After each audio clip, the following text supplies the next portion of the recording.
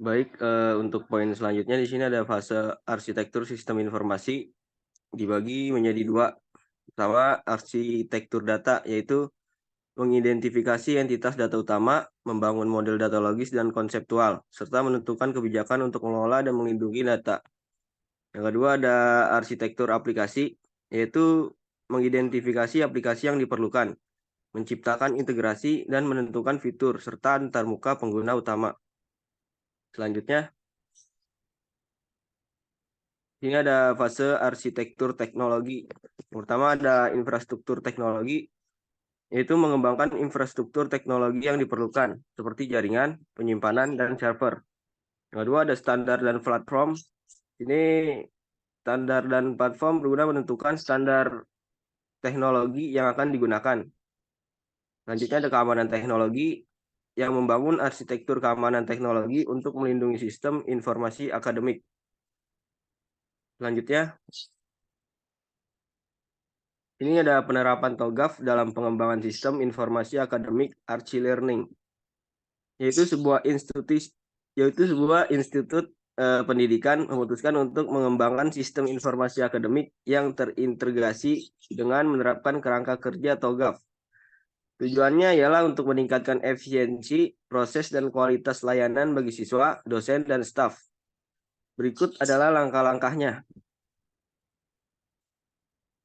Yang pertama, ini fase peluang dan solusi. Yang pertama, identifikasi peluang. Mengenali peluang untuk meningkatkan efektivitas dan efisiensi sistem informasi akademik. Yang kedua, ada evaluasi opsi implementasi, yaitu mengevaluasi opsi implementasi, seperti membangun atau membeli cloud atau lokasi. Yang ketiga, ada rencana migrasi awal, yaitu mengembangkan rencana awal untuk migrasi sistem informasi akademik. Next, ini ada fase implementasi dan manajemen perubahan. Pertama, perencanaan migrasi. Menghasilkan rencana implementasi yang rinci, memprioritaskan proyek dan inisiatif, serta melakukan analisis risiko. Yang kedua ada tata kelola implementasi, yaitu membuat struktur tata kelola, metrik, dan KPI untuk melacak kemajuan, serta melakukan pelatihan pengguna dan perubahan organisasi. Yang ketiga ada manajemen perubahan arsitektur, yaitu memperbarui repositori arsitektur secara berkala, mengawasi implementasi dan kinerja sistem. Terakhir ada pengulangan ADM, yaitu melakukan tinjauan setelah implementasi, memilih pelajaran yang dipetik, dan memulai siklus ADM berikutnya untuk perbaikan berkelanjutan. Selanjutnya, penerapan TOGAF dalam pengembangan sistem informasi akademik Archie Learning.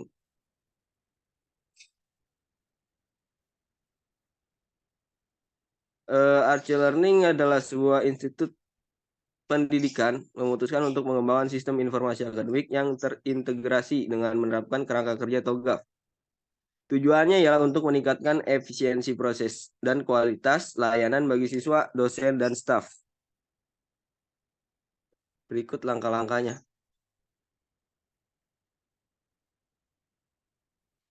Ini ada analisis kebutuhan dan visi arsitektur.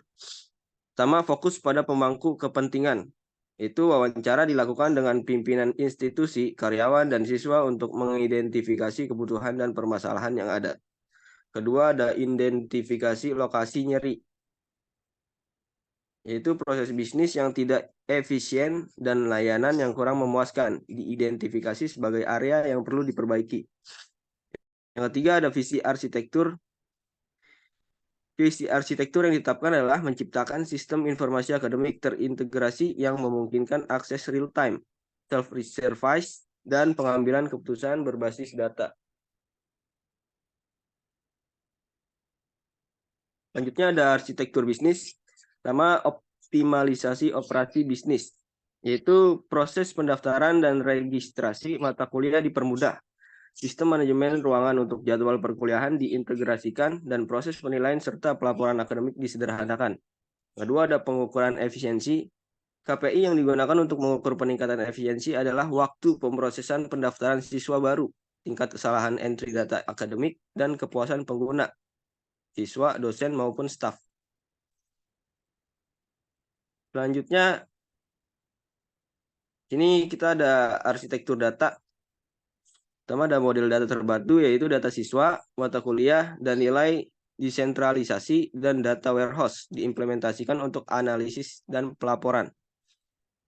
Kedua ada tata kelola data, itu format data distandarisasi antar departemen dan sistem manajemen master data serta validasi otomatis diterapkan untuk meningkatkan kualitas dan keamanan data. Selanjutnya di sini ada arsitektur aplikasi.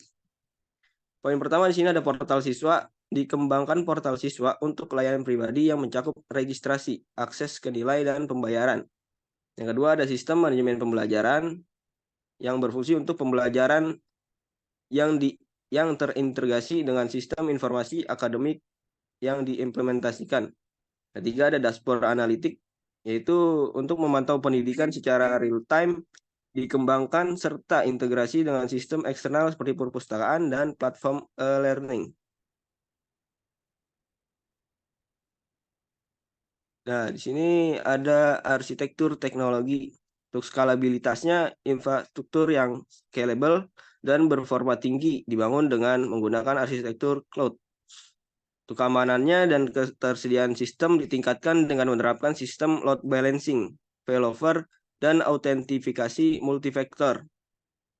Untuk kinerja, teknologi caching juga digunakan untuk meningkatkan kinerja sistem informasi akademik. Oke, untuk selanjutnya akan dilanjutkan oleh rekan saya. Oke, di sini saya akan membaca untuk peluang dan solusi. Untuk kemenangan cepatnya, proses pendaftaran online otomatis dan chatbot untuk layanan informasi akademik 24 jam diimplementasikan sebagai peningkatan cepat. Untuk evaluasi solusinya, adopsi LMS open source yang disesuaikan dan pengembangan in-house untuk modul khusus institusi dilakukan setelah evaluasi solusi yang ada di pasar. Di sini ada data migration-nya. Untuk perencanaan migrasinya ada migrasi data dari sistem pertamanya lama dimigrasikan ke sistem terpusat baru setelah pembersihan dan normalisasi data. Yang kedua ada implementasi bertahap, yaitu portal siswa dan sistem penilaian online diimplementasikan terlebih dahulu diikuti dengan integrasi sistem analitik, akademik, dan LMS. Yang ketiga ada uji paralel. Selama periode transisi, sistem baru dan lama dijalankan secara paralel untuk memastikan kelancaran migrasi. Next. Untuk di sini ada tata kelola implementasi, ada tim proyek dan metodologi agil. Tim proyeknya lintas fungsional terdiri dari perwakilan manajemen, IT, departemen akademik, serta perwakilan mahasiswa dan dosen. Untuk metodologi agilnya, implementasi menggunakan metodologi pengembangan agil dengan sprint 2 mingguan dan loop feedback continue untuk perbaikan cepat. Ada juga manajemen perubahan dan optimasi. Yang pertama ada pelatihan komprehensif. Program pelatihan komprehensif terdiri dari workshop praktis untuk staf akademik dan administrasi, serta dokumentasi online dan video tutorial untuk siswa. Yang kedua ada evaluasi berkelanjutan. Survei kepuasan pengguna dan forum online digunakan untuk evaluasi dan perbaikan berkelanjutan sistem informasi akademik. Yang ketiga ada pengukuran dan optimasi. KPI dipantau secara teratur melalui dashboard, kinerja real-time, dan laporan bulanan, serta audit dan optimisasi dilakukan secara berkala. Implementasi menggunakan studi kasus-kasus. Proyek ini menggambarkan implementasi kerangka kerja RC Learning untuk membangun ekosistem digital akademik yang terintegrasi dan berbasis data di sebuah universitas. Melalui pendekatan arsitektur berbagai aspek, mulai dari manajemen kurikulum, penilaian, hingga registrasi mata kuliah. Dengan kolaborasi tim lintas fungsi dan pemanfaatan template serta alat dari RC Learning, proyek ini berhasil mencapai tujuan strategis dan memberikan dampak positif bagi seluruh pemangku kepentingan. Sini ada fase pendahuluan. Untuk pembentukan tim proyeknya terdiri dari CEO, wakil rektor akademik, perwakilan fakultas, dan konsultan TI. Kolaborasi lintas fungsi ini memastikan bahwa kebutuhan dan perspektif berbagai pemangku kepentingan dapat diakomodasi dengan baik. Yang kedua ada ruang lingkup proyek. Ruang lingkup proyek mencakup manajemen kurikulum, penilaian, dan registrasi mata kuliah. Kerangka kerja proyek dan template dokumentasi dibuat dengan RC Learning untuk memastikan keselarasan dan konsistensi dalam pelaksanaan. Ada fase arsitektur. Visi arsitektur yang ditetapkan adalah menciptakan ekosistem digital akademik yang terintegrasi, mudah diakses, dan mendukung pengambilan keputusan berbasis data. RC Learning membantu dalam pemetaan visi ketujuan strategis dan menyediakan template untuk dokumen visi. Yang kedua ada manfaat yang diharapkan. Dengan visi ini diharapkan dapat meningkatkan efisiensi, aksibilitas, dan pengambilan keputusan yang lebih baik di lingkungan akademik. Hal ini akan memberikan dampak positif bagi mahasiswa, dosen, dan pimpinan universitas. Ada fase arsitektur bisnis. Di sini ada pemodelan proses bisnis. Proses bisnis utama seperti penerimaan mahasiswa, registrasi mata kuliah, dan penilaian digambarkan dengan jelas. RC Learning menawarkan alat untuk pemodelan dan analisis kesenjangan proses bisnis. Ada juga identifikasi kendala. Salah satu kendala yang perlu diperhatikan adalah proses registrasi mata kuliah manual yang memakan waktu. Hal ini menjadi fokus perbaikan dalam fase selanjutnya. Untuk peran RC Learning tidak hanya menyediakan template untuk pemodelan proses bisnis, tetapi juga menawarkan pedoman praktik terbaik yang dapat diterapkan dalam konteks akademik. Ada fase arsitektur sistem informasi. Yang pertama, arsitektur data. Model data terpadu dibuat yang menghubungkan data siswa, mata kuliah, dan nilai.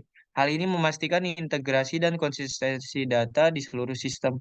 Yang kedua ada arsitektur aplikasi. Suite aplikasi terintegrasi dibuat yang mencakup portal siswa, sistem manajemen pembelajaran, dan dashboard akademik.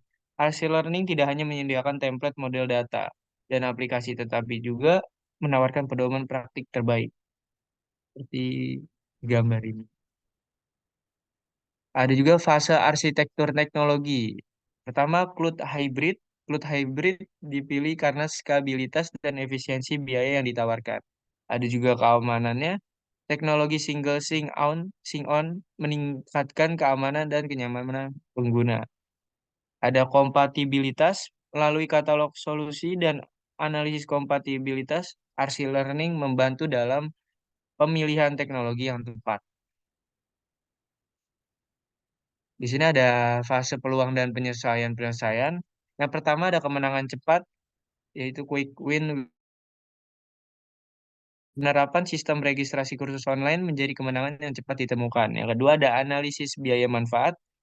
RC Learning menyediakan template analisis biaya manfaat yang menunjukkan ROI positif dalam 2 tahun. Yang ketiga ada roadmap implementasi. RC Learning juga membantu dalam penyusunan roadmap implementasi yang terstruktur dan terukur. Selanjutnya dibacakan oleh Paulus Ginarga Bur. Baik, di sini saya akan melanjutkan. Berikut ada fase persiapan untuk migrasi.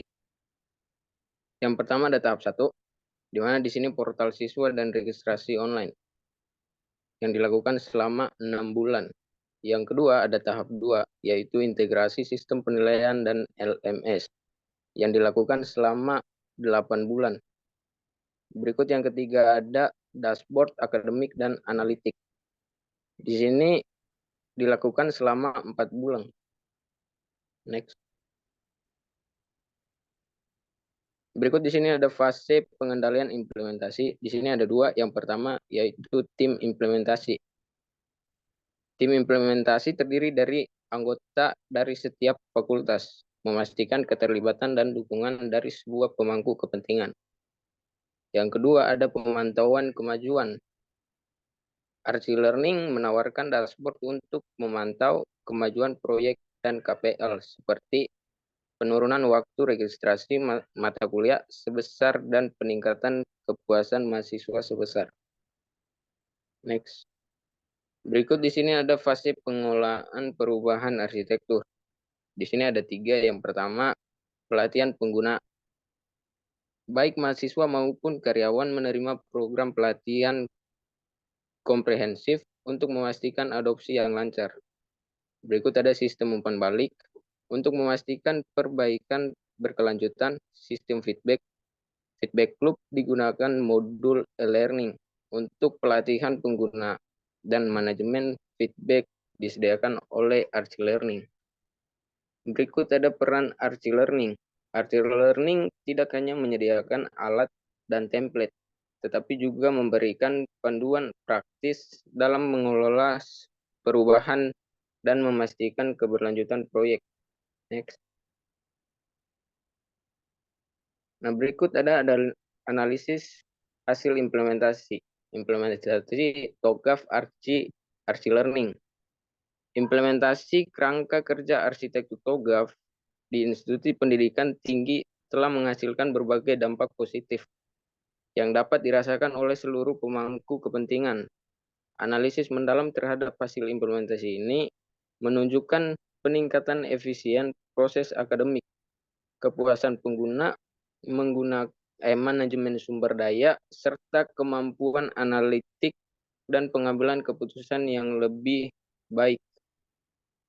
Next. Di sini berikut ada efisien proses akademik. Pertama, pendaftaran mahasiswa.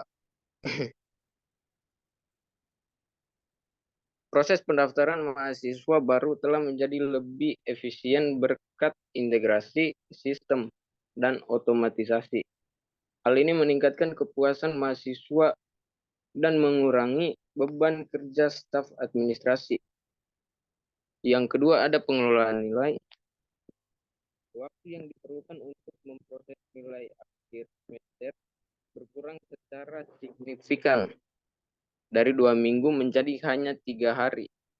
Penggabungan sistem penilaian dengan portal dosen dan mahasiswa mempercepat proses input dan verifikasi nilai. Yang ketiga, ada dampak keseluruhan. Peningkatan efisien proses akademik ini memungkinkan sumber daya manusia dialokasikan dengan lebih baik, mengurangi antrian dan keluhan, serta memungkinkan mahasiswa menerima hasil studi mereka lebih cepat. Next. Berikut di sini ada kepuasan pengguna. Di sini ada 3 poin. Yang pertama, peningkatan signifikan. Tingkat kepuasan pengguna, terutama mahasiswa, meningkat secara signifikan setelah implementasi TOGAF. Hal ini menunjukkan bahwa sistem baru lebih memenuhi kebutuhan pengguna. Yang kedua, ada layanan self-service. Peningkatan kepuasan ini disebabkan oleh adanya layanan self-service, proses yang lebih cepat, dan akses informasi yang mudah bagi mahasiswa. Yang ketiga, ada dampak positif.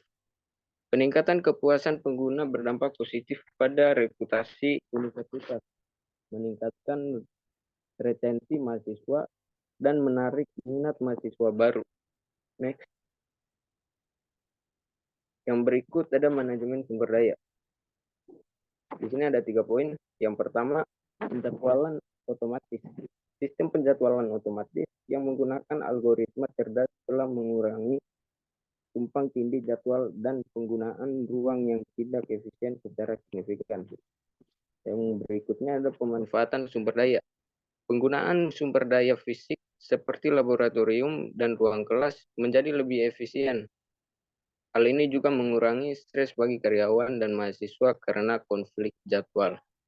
Yang berikut ada dampak keseluruhan. Manajemen sumber daya yang lebih baik berdampak positif pada efisien operasional dan pengalaman pengguna di lingkungan kampus. Next. Yang berikut ada analitik dan pengambilan keputusan. Yang pertama ada keberhasilan. Keberhasilan akademik mahasiswa telah meningkat. Dosen dapat mengidentifikasi mahasiswa yang beresiko dan melakukan intervensi segera. Yang berikut ada tingkat kelulusan. Tingkat kelulusan yang lebih tinggi kemungkinan peringkat universitas yang lebih baik dan efisien keuangan karena lebih sedikit mahasiswa yang drop out. Yang berikut ada pengambilan keputusan.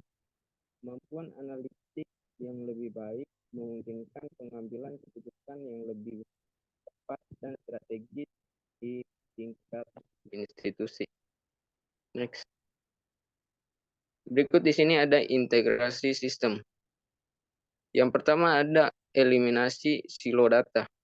Pendekatan terpadu dengan penerapan integrasi sistem dan single sign-on atau disingkat SSO telah menghilangkan silo data, memungkinkan aliran data yang lancar antar sistem dan departemen. Yang berikutnya ada akurasi informasi. Integrasi sistem menghasilkan data yang lebih sedikit, informasi yang lebih akurat, dan pengalaman pengguna yang lebih baik. Nah, di sini ada efisien operasional. Integrasi sistem yang efektif berdampak positif pada efisiensi operasional di seluruh lingkungan kampus.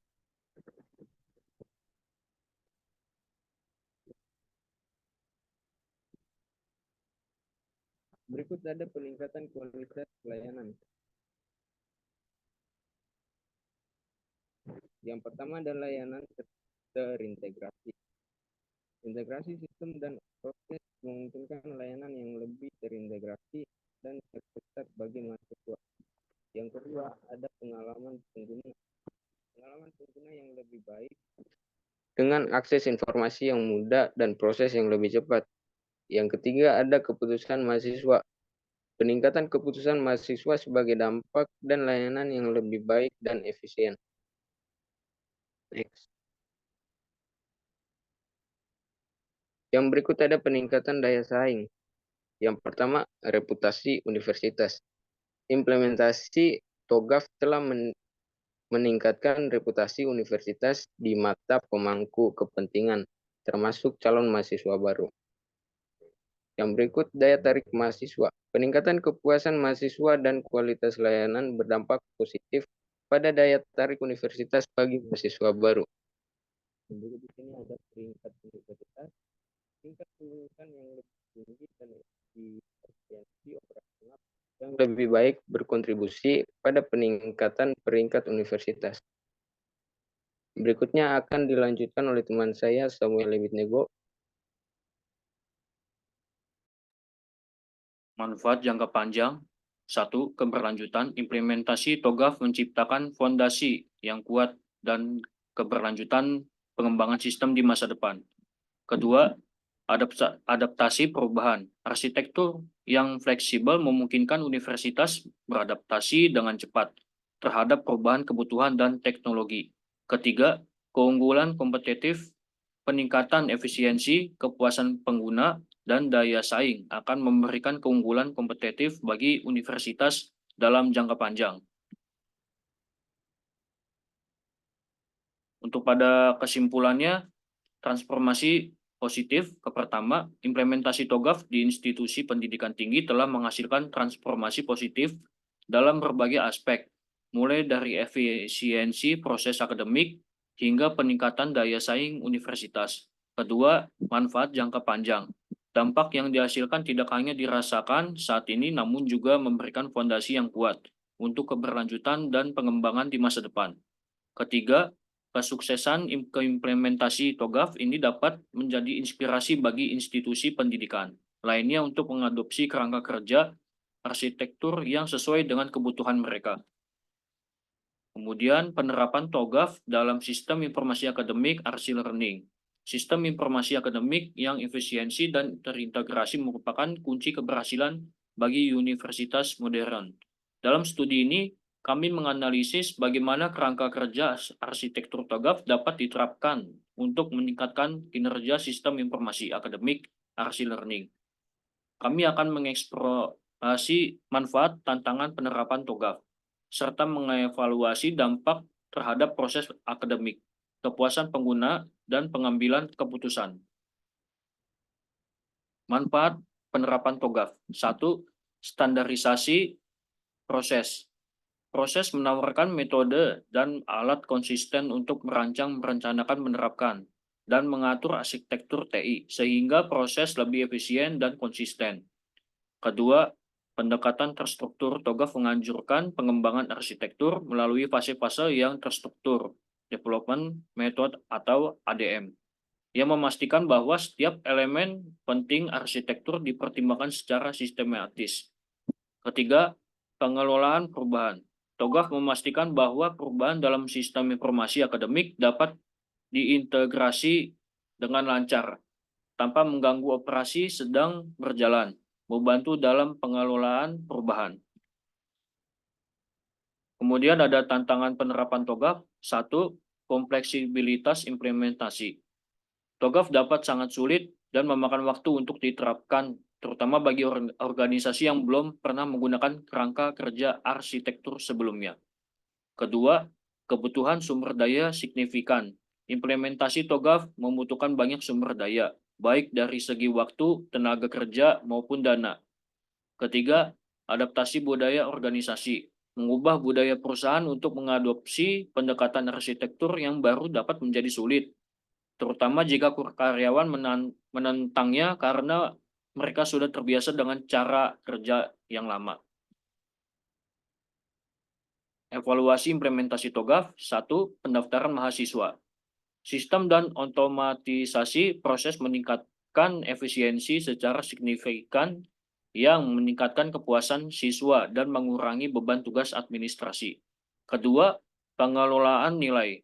Nilai portal dosen dan mahasiswa dapat digabungkan dengan sistem penilaian untuk mempercepat input dan verifikasi nilai, sehingga mahasiswa dapat memperoleh hasil lebih cepat.